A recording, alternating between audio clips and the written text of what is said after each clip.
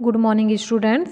हमने पिछली कक्षा में अंतर्राष्ट्रीय संगठन पढ़ा। अंतर्राष्ट्रीय संगठन मैंने आप लोगों को बताया था कि अंतर्राष्ट्रीय संगठन क्या है, जिसमें से हम लोगों ने संयुक्त राष्ट्र संघ के बारे में पढ़ा। संयुक्त राष्ट्र संघ के बारे में हमने पढ़ा, उसका स्थापना कब हुआ, उनका उद्देश्य क्या था और उनके कार्य। आज हम पढ़ेंगे संयुक्त राष्ट्र संघ के अंगों का संगठन कि उसके कितने अंग हैं। तो संयुक्त राष्ट्र संघ के 6 अंग हैं, जिसमें से पहला है महासभा, दूसरा है सुरक्षा परिषद, तीसरा है आर्थिक और सामाजिक परिषद, चौथा है संरक्षण परिषद जिसे न्यास परिषद भी कहा जाता है, और पांचवा है अंतर्राष्ट्रीय न्यायालय, छठवा है सचिवालय, जिसमें से हम एक एक करके सभी के बारे में जानेंगे। सबसे पहले हम महासभा के बारे में जानेंगे कि महासभा क्या है। तो संयुक्त राष्ट्र संघ का जो अंग है उसमें सबसे पहला है महासभा। महासभा संयुक्त राष्ट्र संघ के सभी सदस्य महासभा के सदस्य होते हैं। मतलब जितने राष्ट्र संघ के संयुक्त राष्ट्र संघ के जितने भी सदस्य देश हैं, जैसे 193 देश हैं, मैंने पहले बताया आपको, तो वो सभी क्या हैं, महासभा के सदस्य हैं। प्रत्येक सदस्य देशों का अधिक से अधिक 5 सदस्य का प्रतिनिधिमंडल महासभा के लिए भेजा जा सकता है। ठीक है, इसमें सदस्य देशों का एक ही वोट माना जाएगा। जब वोटिंग होता है तो उसमें एक सदस्य देश का एक ही वोट माना जाएगा। महासभा सुरक्षा परिषद के गैर स्थायी सदस्यों जैसे अंतर्राष्ट्रीय न्यायालय के न्यायाधीशों व महासचिवों आदि की नियुक्ति करता है। इसमें 7 समितियों का गठन करती है। महासभा प्रत्येक अधिवेशन के लिए एक अध्यक्ष तथा 7 उपाध्यक्षों का चुनाव करती है। महासभा का जब गठन होता है तो उसमें सदस्यों का जो है गठन किया जाता है, तो इसमें से 7 जो होते हैं, एक अध्यक्ष होता है तथा 7 अन्य उपाध्यक्ष इसमें चुनाव करती है। 8वें अधिवेशन के अध्यक्ष पद पर भारत की श्रीमती विजय लक्ष्मी पंडित चुनी गई थी। महासभा अपना कार्य चलाने के लिए 7 समितियों का गठन करती है। महासभा अपने कार्य को चलाने के लिए कितनी समितियों का गठन करती है? 7। प्रत्येक सदस्य राष्ट्र अपना एक प्रतिनिधि प्रत्येक समिति में भेज सकते हैं। मतलब संयुक्त राष्ट्र संघ में महासभा के अंतर्गत 7 समितियों का गठन किया जाता है। नीचे मैं आपको बताऊंगी कि वो 7 जो समितियां हैं वो कौन कौन से हैं। जैसे राजनीतिक और सुरक्षा समिति, आर्थिक एवं वित्तीय समिति, सामाजिक समिति, मानवीय तथा सांस्कृतिक समिति, प्रशासनात्मक और बजट समिति, संरक्षण समिति, कानूनी समिति और विशेष राजनीतिक समिति। तो इस तरह से 7 समितियों का गठन करती है और इन 7 समितियों में प्रत्येक सदस्य जो है वो अपने राष्ट्र का एक एक प्रतिनिधि इसमें भेज सकता है। महासभा जो अंग है संयुक्त राष्ट्र संघ का पहला अंग, उनके कुछ कार्य और शक्तियाँ भी होती हैं। तो उसके अंतर्गत हम देखेंगे कि उनका जो कार्य होता है अंतर्राष्ट्रीय शांति एवं सुरक्षा पर विचार करना। मतलब अंतर्राष्ट्रीय स्तर पर जो शांति होती है, जो सुरक्षा होता है, उस पर विचार करना होता है। इसके अंतर्गत विश्व एवं शांति सुरक्षा होता है। इनका दायित्व होता है कि महासभा इन समस्याओं पर विचार कर सकती है। मतलब किन समस्याओं पर विचार करती है? अंतर्राष्ट्रीय स्तर पर जो विभिन्न देश हैं उनके मध्य जो विवाद है उन पर और जो उनके ऊपर जो हमला होने की आशंका है, उन सबको सुरक्षा प्रदान करने का जो कार्य है वो कौन करता है? महासभा करता है। जैसे यह निशस्त्रीकरण तथा शस्त्रों के नियम संबंधी मामलों पर विचार करती है तथा अपने सुझाव और सिफारिशें सुरक्षा परिषद को भेजती है।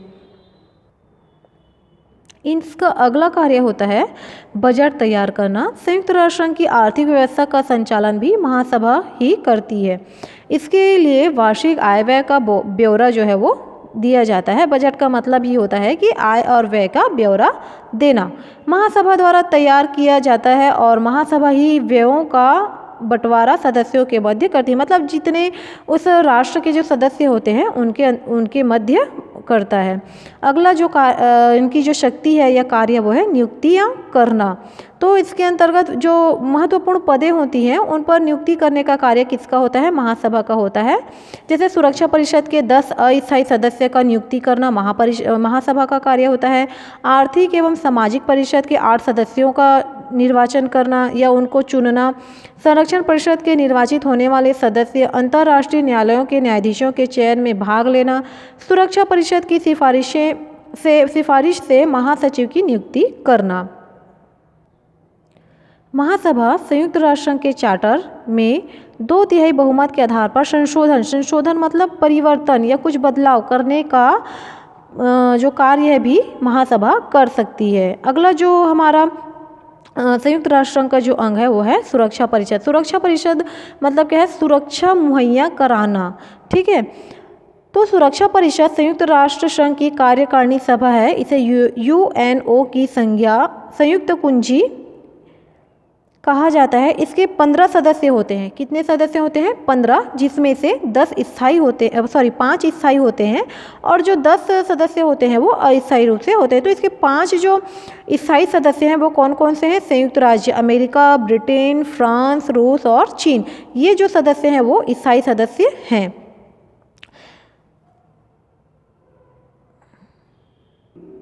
सुरक्षा परिषद का कार्य में अंतर्राष्ट्रीय शांति व सुरक्षा बनाए रखना, विवादों को शांतिपूर्ण निपटारे करना, अपराधी राष्ट्र के विरुद्ध सैनिक कार्यवाही करना आदि सुरक्षा परिषद का जो कार्य है वो होता है। सुरक्षा परिषद कुछ जो कार्य होता है मतलब उनका मेन जो कार्य होता है अंतर्राष्ट्रीय शांति संबंधी कार्य। मतलब जब किसी दो राष्ट्रों के मध्य जब विवाद हो जाता है तो उनको शांत तरीके से उनके बीच मध्यस्थता करना और उनके जो विवाद होते हैं उनको सुलझाने का कार्य करना। अगर किसी दो राष्ट्रों के मध्य विवाद होता है तो उन विवादों के कारण, उन झगड़ों के कारण को जानना और उनको छानबीन करना किसका कार्य होता है? सुरक्षा परिषद का कार्य होता है। निर्वाचन संबंधी कार्य भी सुरक्षा परिषद का होता है। जैसे कोई भी राष्ट्र संयुक्त राष्ट्र संघ का सदस्य उसी स्थिति में बन सकता है जब उसे महासभा में 2/3 बहुमत और सुरक्षा परिषद में 5 स्थायी सदस्यों सहित बहुमत का समर्थन प्राप्त हो। नियुक्तियां हैं। अगला इसकी जो शक्ति है वो नियुक्ति करने की शक्ति होती है। सुरक्षा परिषद महासभा के महासचिव, उनके महासचिव भी कौन है? Antonio Guterres. सुरक्षा परिषद महासभा के महासचिव की नियुक्ति के लिए सिफारिश करती है और महासभा के साथ अंतर्राष्ट्रीय न्यायालय के न्यायाधीशों की नियुक्ति करती है। अगला जो इसका कार्य है वो है चार्टर में संशोधन। चार्टर में संशोधन का प्रस्ताव महासभा द्वारा अथवा संयुक्त राष्ट्र संघ के सदस्यों के सामान्य सम्मेलन द्वारा किए जा सकते हैं। ये संशोधन उसी स्थिति में क्रियान्वित किए जा सकते हैं जब सुरक्षा परिषद से सभी स्थायी सदस्यों सहित महासभा के कुल सदस्यों के 2/3 बहुमत द्वारा स्वीकार कर लिया जाए। 5 स्थायी सदस्य कौन कौन से? संयुक्त राज्य अमेरिका, ब्रिटेन, फ्रांस, रूस और चीन। और महासभा के जितने सदस्य होते हैं उनके कुल सदस्य में से 2/3 सदस्य बहुमत जब स्वीकार कर लिए जाते हैं, ठीक है, तभी चार्टर में संशोधन या परिवर्तन किया जा सकता है। अगला जो इसका अंग है वो है आर्थिक और सामाजिक परिषद। आर्थिक और सामाजिक परिषद में महासभा द्वारा निर्वाचित संयुक्त राष्ट्र संघ के 54 सदस्य होंगे। मतलब कितने सदस्य होंगे उसमें?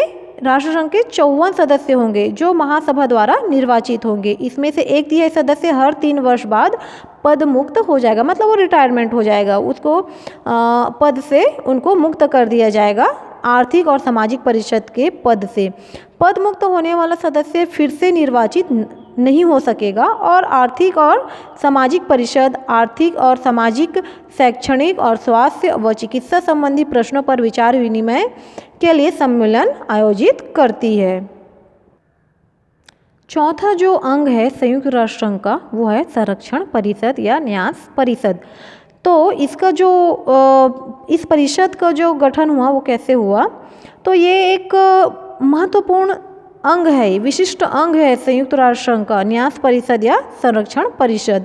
मार्च 1947 में इसका गठन हुआ। इसमें अपना कार्य प्रारंभ किया था और इस संसद का गठन संयुक्त राष्ट्र संघ के सदस्यों द्वारा की गई। जैसे न्यास प्रदेश का शासक देश, सुरक्षा परिषद के ऐसे सदस्य जो न्यास प्रदेशों का शासन न करते हों, महासभा द्वारा 3 वर्ष के लिए निर्वाचित उतने सदस्य जितने न्यास प्रदेशों का शासन करने वाले सदस्यों की संख्या को समान करने के लिए आवश्यक है। इनकी जो सदस्य संख्या होती है न्यास परिषद की वो होती है 14। इससे पहले हम लोगों ने देखा सुरक्षा परिषद में कितने सदस्य थे? 15, जिसमें से 5 स्थायी और जो 10 थे वो अस्थायी थे। परंतु संरक्षण परिषद में इनकी सदस्य संख्या होती है 14, जिसमें से 7 होते हैं शासक और 7 गैर शासक होते हैं। भारत न्यास परिषद का 31 दिसंबर 1959 तक सदस्य देश रहा है। न्यास परिषद के प्रत्येक सदस्य को एक वोट देने का अधिकार प्राप्त होता है। वो सिर्फ एक ही वोट दे सकते हैं। सन 1955 तक इटली को वोट देने का अधिकार नहीं था, लेकिन बाद में जब परिषद अपना अध्यक्ष स्वयं चुन सकती, उस समय जो परिषद है अपना स्वयं अध्यक्ष चुन सकती थी, जिसकी अवधि 1 वर्ष होती थी। न्यास परिषद की प्रथम जो अध्यक्ष बनी थी वो अमेरिका से थी। उनका नाम था फ्रांसिस बी सेयर था। इनका जो कार्य अवधि होता है वो होता है धारा 90 में न्यास परिषद की कार्यवाही का उल्लेख किया गया है। न्यास परिषद की जो शक्ति होती है, जो कार्य होता है वो होता है कि याचिकाएं स्वीकार करके प्रशासनिक अधिकार के साथ विचार विमर्श करते हुए उनका परीक्षण करना मतलब उनको जांच करना। अगला जो कार्य होता है वो है प्रशासनिक अधिकारी के साथ तिथि मतलब समय, तिथि निश्चित करके समय समय पर न्यास प्रदेशों का भ्रमण करना। मतलब जो न्यास प्रदेश हैं, जो राष्ट्र हैं न्यास प्रदेश के अंतर्गत आते हैं, उनका भ्रमण करना, उनका निरीक्षण करना, उनको देख रेख करना, उनकी जायजा लेना या उनकी स्थिति का जांच करना। अगला जो इसका कार्य शक्ति है वो है न्यास समझौता के अनुसार उपयुक्त तथा अन्य कार्य भी करना होता है।